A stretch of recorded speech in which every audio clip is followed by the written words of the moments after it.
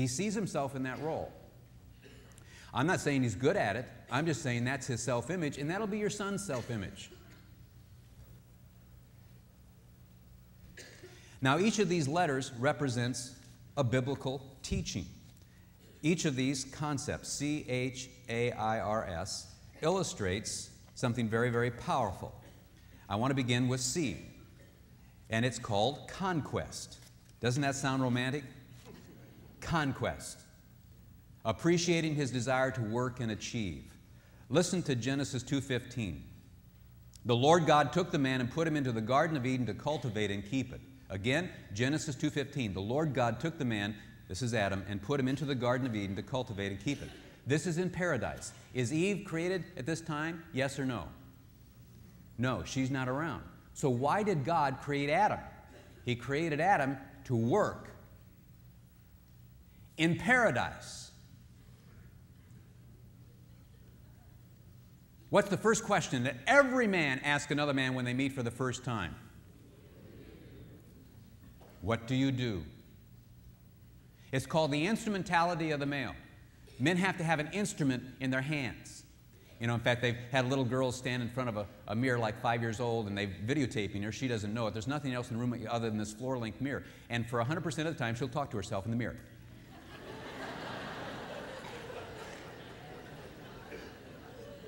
Then they bring a little 5-year-old boy into that room, right?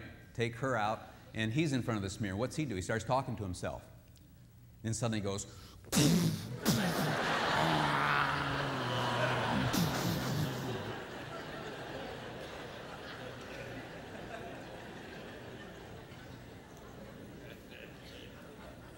we're back to the ceiling fans.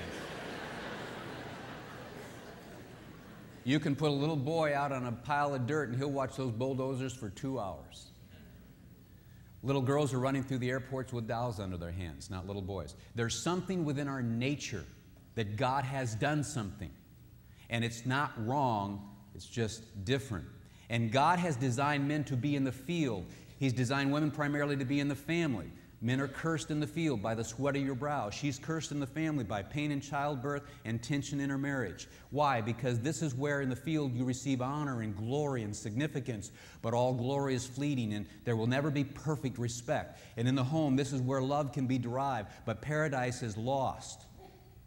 That you'll never have the perfect Thanksgiving meal, the perfect Christmas meal, the perfect marriage, the perfect family. Paradise has been lost. In fact, Eve had paradise, but she wanted more. It's called the insatiability of the female. You're never satisfied. And in part, God has put that within you to motivate toward the ideal. But if you're not guarded and prudent, you will become a bitter, disillusioned woman. And women are divorcing 2 to 3 times more than men are because we in the church are guilty as the culture of saying, you deserve to be loved romantically, sentimentally, perfectly, week by week. And that, my friend, is not a biblical teaching.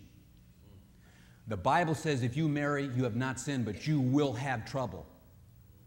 Sin has entered, and love is to cover a multitude of sins. You cannot have a sinless relationship. I'm not endorsing sin, I'm saying you must endure sin.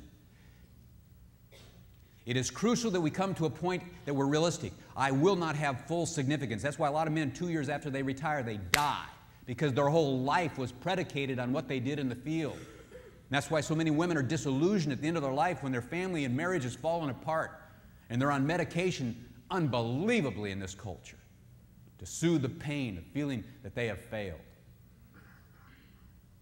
But God is saying, I want to speak a word to you that you've taken a course that you didn't need to go. But back to the idea of the man, he derives a sense of satisfaction and significance in the field. And guess what? Genesis 2:18, God said, it is not good for the man to be alone. I will make him a helper suitable for him. So he creates Eve, and she comes alongside and believes in what he's doing in the field. She comes alongside and believes in that and admires that. And I'm going to tell you, in courtship, when you used to sit in that restaurant, he would talk to you about his dreams, and you would just affirm that. Women are affirming individuals. You're the ones who throw the parties and celebrate. 7th grade girls like to get their cheerleading outfit and be on the side, and they cheer the boys on. They just love cheering. They like cheering. Cheering. God has put that within your heart. And you cheered him during courtship. But then 3 children later, and he's not loving you, and you are no longer the cheerleader. And something has happened in his soul, and he doesn't know how to get it back. Missy says to Stu, I'm sick and tired of you choosing work over the family. You get up early and come home late. You don't care about me or the kids. Yes, I got your message about your promotion, but I don't care. This is all about you. It's always about you. You seem to have fun all day long and give me very little of yourself, and when you are home, you fall asleep watching TV.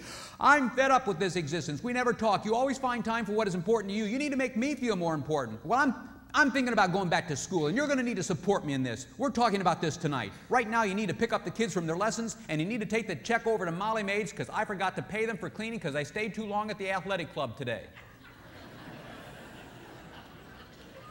You talk about spinning on the crazy cycle. Bam, bam, bam. You're saying something to him, and you can be at a PMS moment and justify it, pre-murder syndrome.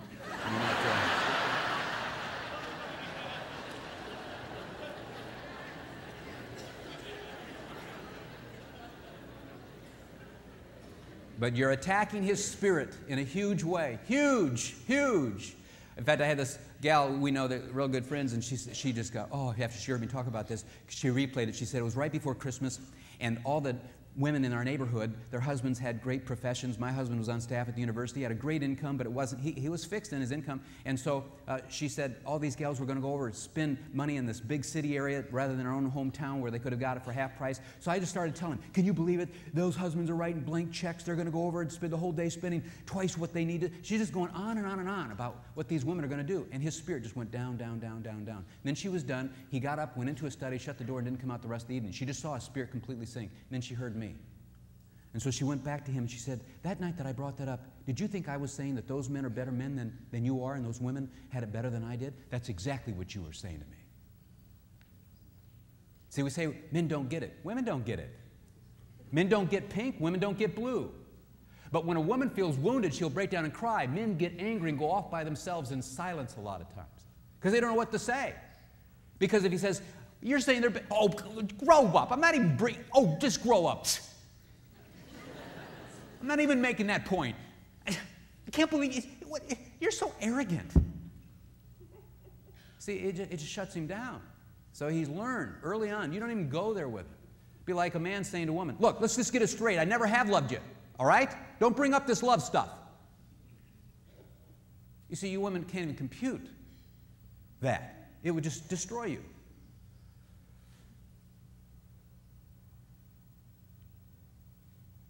In fact, some women are saying, but, well, we want to have a career, we want to work. Well, I'm going to share with you, your husband feels a call to the field. He doesn't see it as an option. Women, even though they want career, they still want it to be freedom of choice issue. In fact, young teenage girls are still looking for a man strong enough to take her out of the workforce if she wants to get out of the workforce. Still, even with the Cinderella complex, you need a man like you, a fish needs a bicycle, you know, the whole mantra of the feminist movement, and the whole mindset out there. They're going to divorce you anyway, get a career, and so on and so forth. But these girls still want to marry someone strong enough. Why? Because these girls aren't stupid. They love children. And if they want to have 3 children, they don't want to be told they have to work plus have a family. They want the freedom of choice. Men, on the other hand, feel they have to work. In fact, I love Tim Allen, the comedian of Home Improvement, says, today women have all kinds of choices. They can be married without children, without career. They can be unmarried with children, with career. They can be unmarried without children, without career. I mean, the choices for women are endless. It goes on and on and on. The choices are endless. Men, they only have 2 choices, work or go to jail.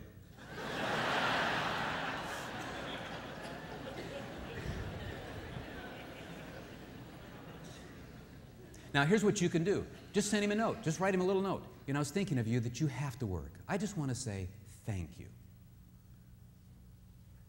That's all you have to do.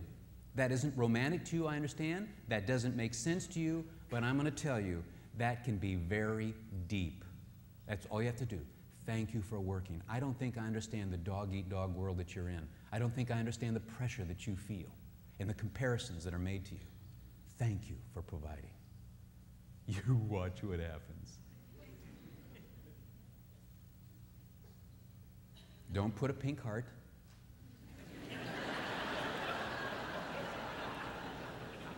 Don't put X's and O's. Save that for another one. These are the kinds of things that ignite fond feelings. See, guys come to a point, in some ways, they just feel like their meal ticket. You know, they hear you say, I have 4 children, 3 by birth, 1 by marriage, and there's this demeaning, condescending. He's just bringing home the paycheck, and one guy says, that's all I am now is a meal ticket. You know, I'm just a meal ticket. In fact, one guy said, you know, I got my wife 6 credit cards. I'm just a meal ticket. In fact, the other day, somebody stole one of her credit cards out of her purse, but I didn't turn it in because whoever stole it was spending less on it than she did.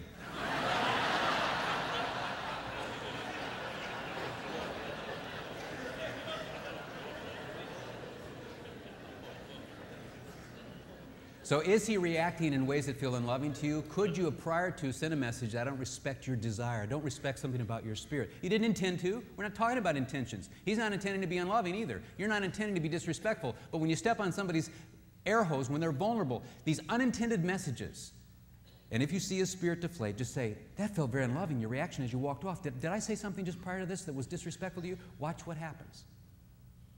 Watch what happens. Watch what happens. Very, very powerful. So, C is conquest. H is hierarchy. Isn't this romantic? Hierarchy. Hierarchy. His desire to provide and protect and even die. Deborah Tannen, the great linguist, says this in her book, You Just Don't Understand, Women and Men in Conversation. Having done the research that led to this book, I now see that my husband was simply engaging the world in a way that many men do, as an individual in a hierarchical, there it is, hierarchical social order in which he was either one up or one down. Men see themselves in terms of rankings. Look at the business arena, CEO, vice presidents, managers. Look at the military, the 4-star general, 3-star, 2 colonel, on down majors, sergeants, so on and so forth. You see it in the government, president, vice president. That reflects the male psyche. We function very well as long as there's mutual honor and justice. But when there's dishonor and unfairness, you've got revolt. But men come to a point where they say, he's a 10-talent man, I'm a 7-talent man. I don't want all his responsibilities, but if this 10-talent man says to the 7-talent man, I can't do this job without you, man, I need you. Don't ever leave me, because they'll all know I'm a failure. I need you. And then what can I do? Are you compensated well here? I have 2 commitments, to honor you and treat you justly, because if I lose you, everybody's going to know that you are behind this thing. Will you talk about loyalty, service, and dying? We come to a point where we function extremely well in that. We don't always like to be second sometimes, but we come to a point where we say, that's okay. In fact, I love this role, and that's all right. And we function with high energy. But see, we are hierarchical. So when you confront your husband to connect, sit down and talk to me, sit down. He hears you confront to control. He thinks it's one up. He says, quit picking a fight. You're just provoking me. Leave me alone. Why are you doing this? And you're just trying to connect. You're trying to couple. And he thinks you're trying to chair things to wear the pants. And that's why you say, you're just going to do what you want to do anyway, and you just always want to wear the pants in this family. And you think, wear the pants? What are you talking about? What planet are you from? I can't believe you talked to me this. You talk about confusion. Both are coming at it from pink and blue. But I'm going to tell you, your husband feels a responsibility to provide for you, to protect, and to be that umbrella of protection over you. It's a huge feeling that he has. Women and children first. Yes. We die. 1 Timothy 5:8 says, if anyone does not provide for his own, and especially for those of his own household, he is denied the faith and is worse than an unbeliever. That's how men view other men. We see this as a responsibility, not as a right. But you know, the feminist movement, though they're good-willed women in that thing, and they're intellectual women, they have seen this attitude in men that's really, truthfully, a sense of responsibility. They've read that as a sense of right. You men want to dominate. No, men want to be responsible. You see it as a right. No, we see it as a responsibility. I've never had any meeting where men says, isn't it great that we have these rights? That has never gone down as a conversation. Men don't even process it that way. I'm telling you, there are 2 different cultures. The culture of women and all the talk that's going on, and the culture of men. And they are not the same. Men just don't think in those terms. They just feel like we must be responsible, and if we aren't, we're viewed as irresponsible. That's just the way it is in our world. That's why the headship idea has become so provocative to some women. Ephesians 5:23 and 24. For the husband is the head of the wife. What does that mean? As Christ also is the head of the church. Whatever else it means, it must include and be restricted by whatever Christ is in relationship to the church. But then notice what it says. He, Jesus himself, being the Savior of the body. What's he talking about? He dies. What does it mean to be the head? We die. This is a responsibility, not a right. Headship is a responsibility. Why can't we understand what the Scriptures mean? And we have people telling us that it means a right. It does not mean a right. And men don't process it as a right. Women process it as a right because you see an attitude of independence. And especially when he feels disrespected, he gets stubborn, and you see him trying to dominate and shut you off and try to control you. But that isn't where it's coming from. He's trying to send a message, I don't feel respected by you right now. He's not thinking, I'm going to control this woman.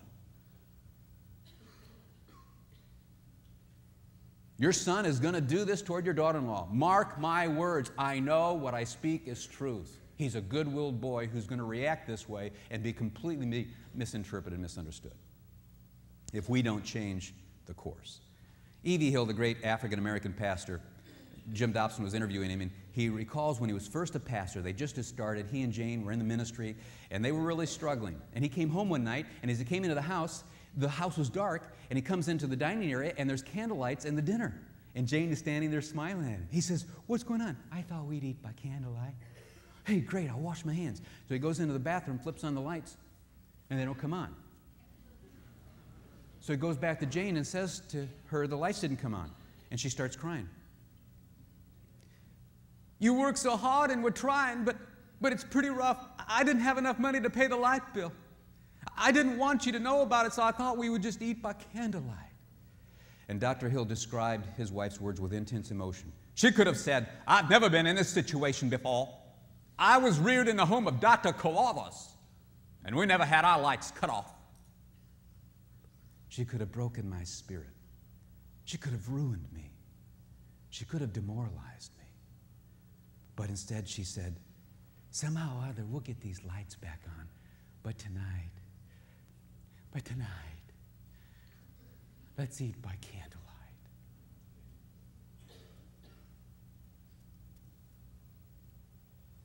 You see what I'm talking about here? Men are extremely vulnerable and sensitive to certain things that you women are clueless about at times. I did a company, they had their 6 vice presidents and the president, they asked Sarah and me to come do a private conference for them. During the intermission of one of the times, one of the vice president's wife came up and said, we got a story for you. We just built this wonderful new home. One of my wife's girlfriends, kind of a distant friend, but a friend, wanted to take the cook's tour of our new home. So we said, sure. She said, can I bring my husband over? I said, sure. So we were halfway through the tour, coming down the steps, when suddenly this wife stops at the steps, turns around, puts her finger in her husband's chest and says, you need to get a second job. And stomped right on down and went into another room. The husband was absolutely devastated. They saw him turn white. His spirit just sank. And on the way home, I'm going to tell you, when he's driving, he's going to say, I can't believe how you hurt me in front of those people. I just can't believe it. He's not going to do that. He's going to white-knuckle that steering wheel. He's not going to have sex with a drill instructor for 6 weeks. He's going to get angry. And, of course, she's going to start videotaping right there. And take the videotape to the pastor, to the counselor, to her mother, to her sister, and all her girlfriends. See how he treats me? See how he treats me? And I'm getting emails all over America. They start telling me this story right there. They start filming in pinks. This is what he does to me. And I said, man, he is irrational. He just does that? Well, no. I mean, I said, tell me, did anything happen prior? And women will always tell me, because they're not mean, and they're really not trying to hide anything. They just don't take it seriously. They think he should understand, he should be big enough and tough enough. For heaven's sakes, he's 6'3" and 214 pounds. He should be able to take it. He should know I'm ventilating. Your baby boy is going to just die. And they'll always tell me, well, when I was on the steps, I said he needed to get a second job, put my finger in, now that I think about it, that was really horrible. And then they suddenly see it. This is what's so tender and wonderful about women. They suddenly see it. Now, some of you women are suddenly going, oh, no. Oh, no. You're only 2 points in, and I'm already feeling like I'm a miserable creep, and we got 4 more after this. Oh, no. Oh, it's me. Oh, no. I've been blaming him, and it's me. It's me. Hey, listen to me. All you have to say to him, it's very simple. Go to him and say, I realize I've been so disrespectful. It's me. It's me. I thought you were so unloving, and there are things, but it's me. It's really, I'm disrespectful. I've ruined the relationship. Do you mean that? Yeah, I do. You're just probably saying that. No, it's really me. It's me. I'm horrible. I'm rotten. I'm rotten. You really believe that? It's me. Yeah, I've ruined the relationship. Hey, drop it. Forget it. The game is on. Here's your Pepsi. Let's go watch.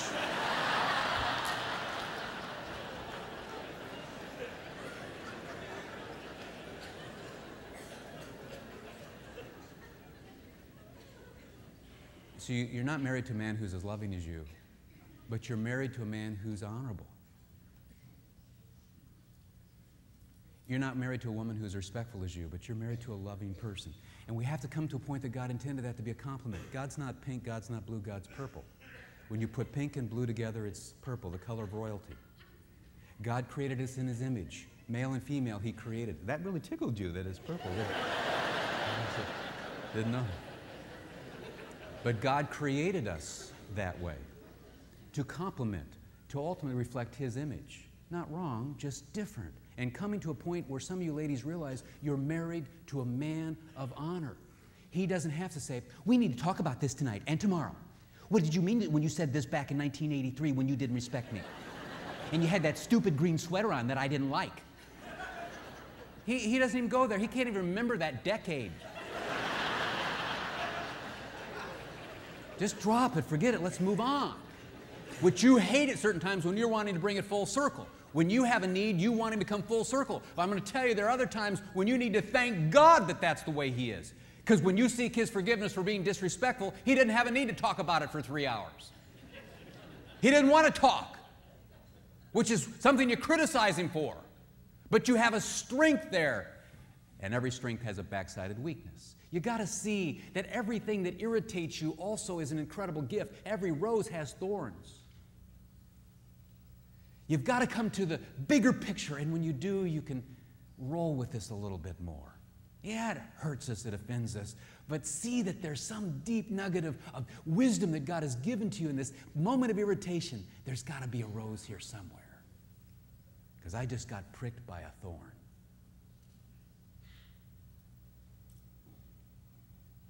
Decode, is he reacting in unloving ways? Maybe he just feels disrespected. And I'm going to tell you, men are confused today, too, because there are confusing messages. There's an incongruity. You know, when I was getting my PhD, I said to these women who are feminists, most of them, I said, hey, if we go to that bagel shop tonight and get a bagel and a burglar jumps out to kill us, am I to die for you or are you to die for me? And they all looked at me and grinned and said, you're to die for us. And I said, what happened to equality? See the incongruity? Certain political, we're equal, we're equal, we're equal. And then at these other times, there's another message. You're to be responsible for me. You're to die for me. Missy complains to Stu, I can't believe you buy into that notion that the man is the breadwinner and the defender of the castle. We're equal and don't you forget it. And while I'm expressing things that upset me about you, I can't believe you walked ahead of me to the car. I almost fell on the ice. What if I'd broken my leg? Would your insurance cover me? Plus, why did you let our teen son make fun of me and say that I look like a calf on ice? Stu, you're pretty low on the what it means to be a human being scale. Stu is crushed. He feels put down for who he is. He closes off his spirit, walks away, and refuses to talk with her for 2 days, at which time she begins to videotape. See, he doesn't talk to me. And the church, don't worry about it. The Bible says, let every fact be confirmed by 2 or 3 witnesses. Let every report that's given, somebody else come and cross-examine. Always bring in the other side. We don't worry about that. We listen to the first person who comes in. We don't listen for the other report. If that person breaks down and cries, we give them a Kleenex or whatever. We just believe that report. And I'm going to tell you that report is sincere. It's not insincere, but it's videotaped in pink. And it doesn't include what was just a violation of the spirit of the male that God designed. And we who are in spiritual leadership had better stop listening to the first and only report. You must always listen to both reports, and you must always get all the facts. And if you don't you draw any conclusions. That's contrary to the heart of Christ. We are contributing to the problem. We're not healing. We are contributing to the problem. And I am guilty of that. I'm not criticizing you. I'm criticizing myself. I suddenly realized one day that I thought I was helping when I was feeding the problem. Why? Because when I offend the male, he doesn't come back. Say, you know what? Look at how unloved she feels. Look at how lonely she is. She's crying here. You know what? You're not adequate, and I don't respect you. Remember the research question? And then I wonder why the guy didn't come back. That'd be the same as us saying to the women, you know what? We're going to change this. Look at how inadequate he feels and disrespected. We're going to leave you alone, and we're not going to love you until you start making him feel adequate and respecting him. Every woman would be devastated. You don't function that way. But we're saying to men, we don't believe you're adequate. We don't respect you. That's why they're not coming in for counsel. And if they do come in for counsel, that's a message we send. So then they walk off and don't come back, and we videotape and say, these men have a serious problem. And I used to say that men were contributing to the marital problems 9 out of 10 cases. Where does the Bible teach that? Your son needs to be understood, and you need to help your daughter-in-law understand him. And also, your daughter needs to understand your son. And when this mutual thing happens, oh, you talk about healing. Even now, some of you are beginning to experience it. And this is what God intended, and it's so wonderful. But people say the key to marriage is communication. No, the key to marriage is mutual understanding. But if the mother tongue of men has been removed from the marital equation, we're only speaking one language, and he doesn't speak yours, and you don't speak his, you will not have good communication. You will not have communion. Now, here's what I'd recommend, though, in terms of this hierarchy thing. Here's what I want you to do. He would die for you. So here's what you could do. Write a respect card. Beyond your words of love, say it his way, the card he'll keep. Write it this way. Say something like this. Your term of endearment, dear Poochie Poo. I was thinking of you the other day that you would literally die for me. That is an overwhelming thought to me. Thank you. And sign it this way. With all my respect, the one who still admires you.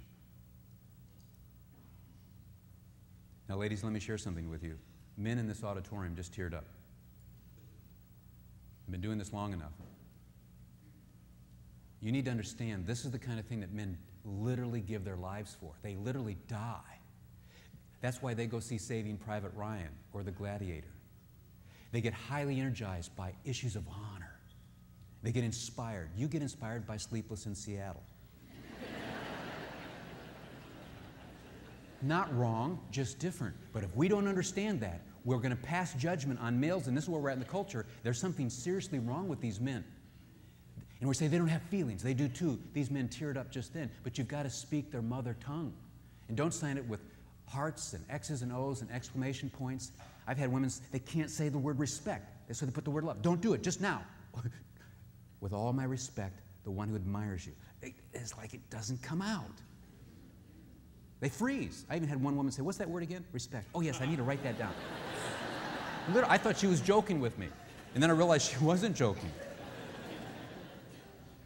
C is conquest, H is hierarchy, A is authority.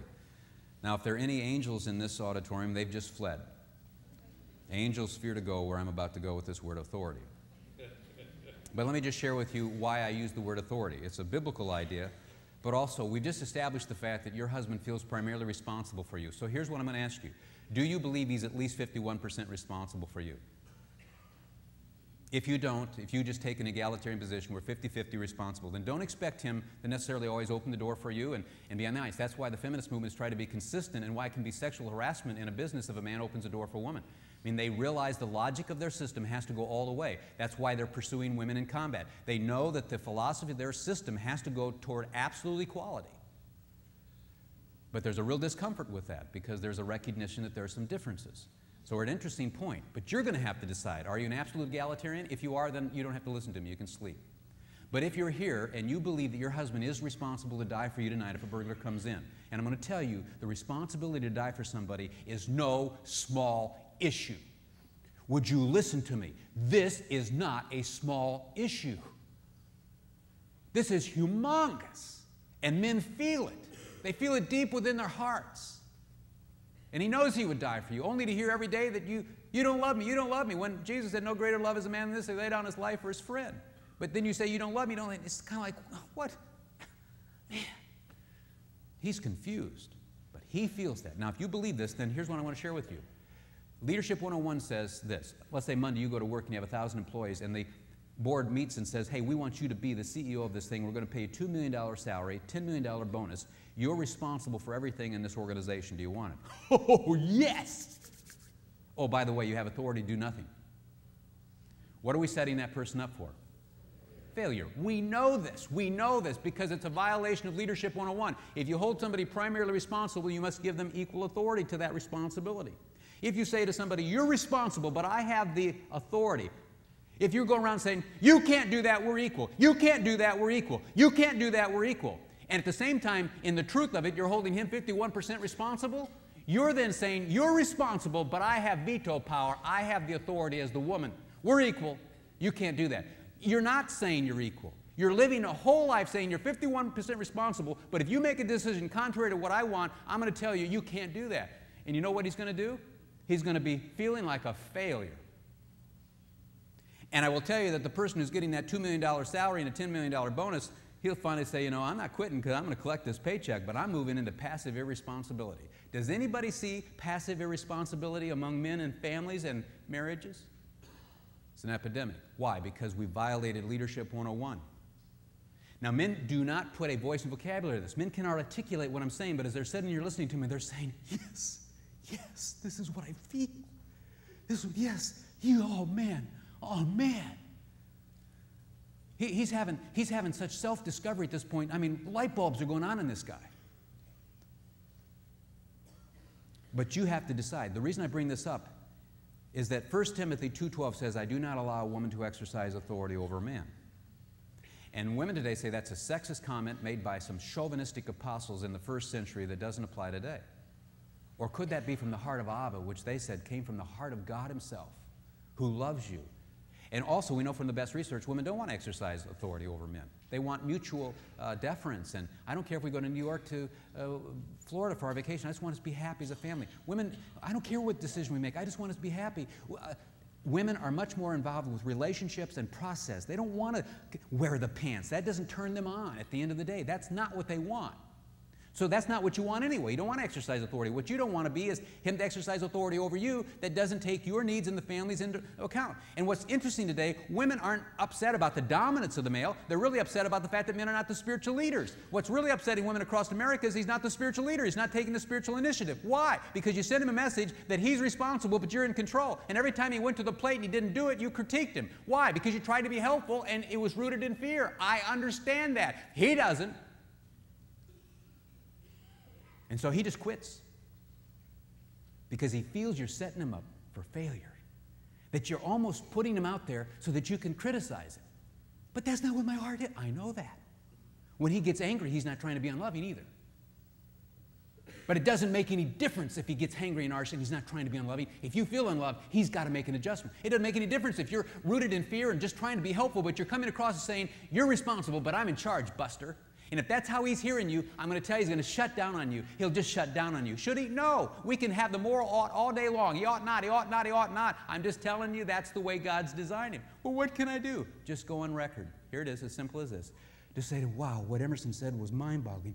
I want to go on record. I'm not trying to exercise authority over you. That doesn't turn me on. And when I argue the case, it's because it's rooted in fear and I'm trying to be helpful. Can you trust my heart? Even though I get carried away at times as I take issue with what you're doing, I'm not trying to wear the pants. I do see you as 51% responsible. I want you to have 51% of the authority. I'm just arguing the case, but not trying to control you. Can you trust my heart? Watch the nature of your arguments change overnight. I'm going to tell you he's not been resisting you because of what you're saying, but because he thinks you're trying to control him. And once you go on record, you've spoken the honor code, he will trust your heart and watch. Everything will change. It'll just change. It's a powerful thing. But you need to see that he sees himself as a man. 1 Corinthians 16:13, act like men, be strong. 1 Kings 2:2, be strong therefore and show yourself a man. And Dr. Deborah Tannen said men are taller, more heftily built, lower pitched voice. She calls these markers of authority, whereas women are smaller, slighter, and high-pitched voice. And what happens sometimes because of that, you up the ante. You get overly negative, overly emotional to try to make the case, and you think he should know why you're doing that. And it just is overkill because all the message is saying we're equal, and then it's kind of like you're trying to be more equal, and he gets confused, and he just gives up and turns on the TV and just stonewalls you. But if you come to him and say, will you forgive me? I dishonored you. I'm not trying to exercise authority.